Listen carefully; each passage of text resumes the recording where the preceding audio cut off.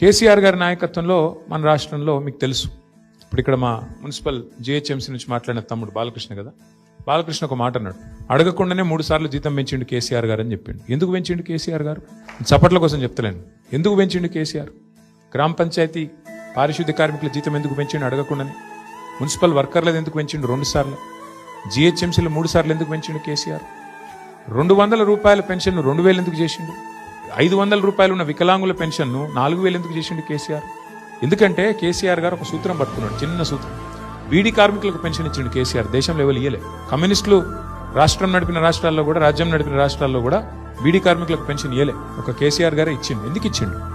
ఎందుకంటే కేసీఆర్ గారు ఒక చిన్న సూత్రం పట్టుకున్నాడు. ఆయన మా అందరికీ చెప్పేది ఏమంటే పదే పదే, ఓ ప్రభుత్వం యొక్క ప్రాథమిక కర్తవ్యం సమాజంలో అత్యంత బలహీనమైన, అత్యంత ఇబ్బందుల్లో ఉన్న వర్గం ఏదైతే ఉంటుందో వాళ్ళని కడుపులో పెట్టుకొని చూసుకొని వాళ్ళకు 3 పూటలు వాళ్ళ నోట్లకు బువ్వ పోయేటట్టు చూసుకుంటే అశాంతి చెలరేగదు, రెస్ట్లెస్నెస్ ఉండదు, సమాజంలో అసమానత రాదు.